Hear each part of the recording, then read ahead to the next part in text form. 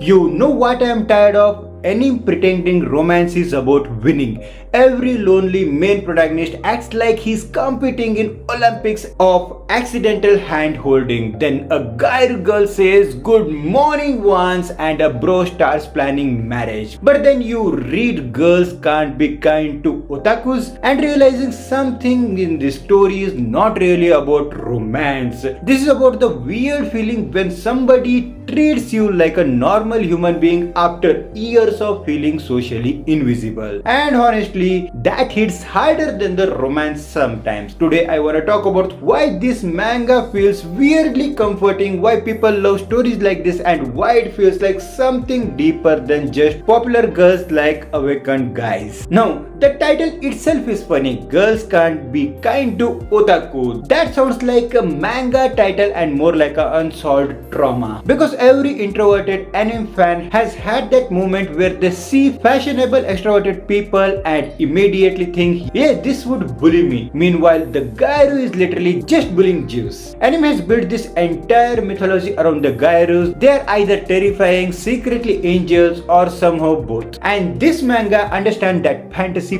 perfectly. But what makes it works is that it doesn't feel emotionally fake. Exaggerated, yes. Dishonest, not really, and that matters because the appeal is not actually hot girls like loser guys. That's a surface level. The real appeal is acceptance without needing to transform first. The fantasy is insanely powerful, real life feels and performance based now. Be confident, be attractive, be productive, be social, be successful. Bro, I still haven't replied to messages from 3 days ago. Then the stories like this appears where somebody notices the awakened person instead of treating them like a background furniture, and people connect with that instantly. Not because they wanted realistic romance, because people miss softness. That's why tiny moments in these stories hit so hard. A girl remembers your hobby, someone is waiting for you, a conversation that isn't mocking being included naturally. Emotionally, these scenes feel believable. Not realistic, believable, huge difference. Now let's talk about the Gairu character type for a second. Anime loves Gairus because visually they look intimidating, bright and fair, fashionable, confident, energetic. Meanwhile, the male protagonist looks like he was generated using default and fizzy settings. But that contrast is exactly why it works. Naturally, the Gairu represents the freedom, openness, social confidence and emotional honesty. The otaku represent insecurities, overthinking, isolation, fear of judgment. So the story becomes less about romance and more about can somebody pull you out of your shell and without forcing you to become somebody else. That's the real fantasy. Okay, yeah. Obviously, the attractive girl part helps too. Let's not pretend anime fans are philosophers, but emotionally, that's the still more happening underneath. These stories are comfort food. I mean, they are not government food, comfort food. And people online always act weird about this. Every time one of these manga gets popular, somebody shows up saying this is unrealistic wish fulfillment. Brother, that is literally the point. Do you walk into the bakery and yell that donut isn't vegetable? Of course, it is wishful fulfillment, but wishful fulfillment is not automatically bad. Sometimes fictions exist because reality feels emotionally dry, and honestly a lot of romance animes fail because they focus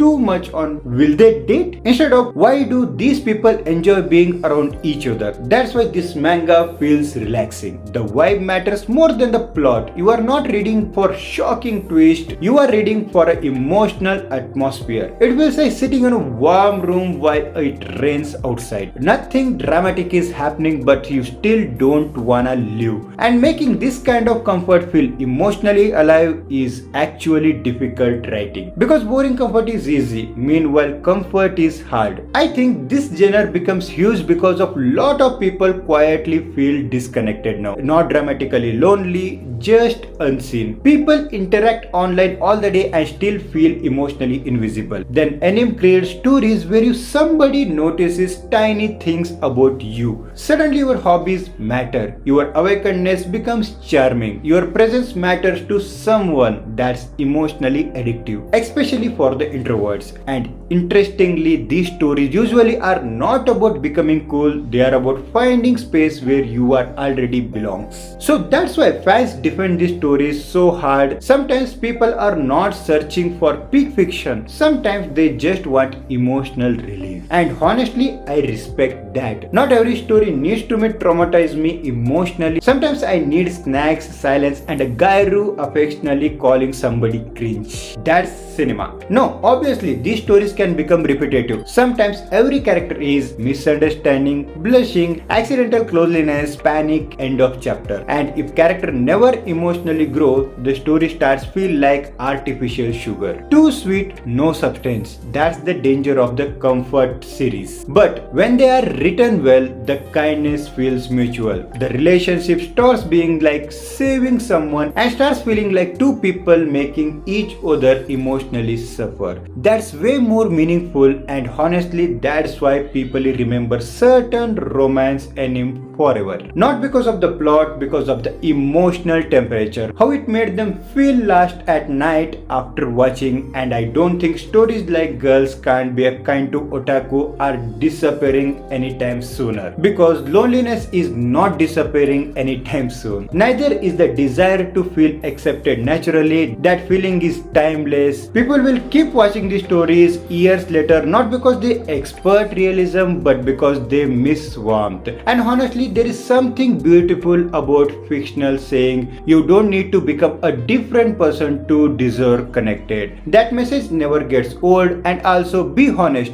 anime fans love the scary looking girls is actually wholesome genre. Anyway, tell me your favorite comfort anime or manga, not the best written one, the one that feels emotional. So this is it for today. Don't forget to like, share and subscribe ANIME PTB. So meet you in the next video of one more anime review. Until that, bye bye, sayonara.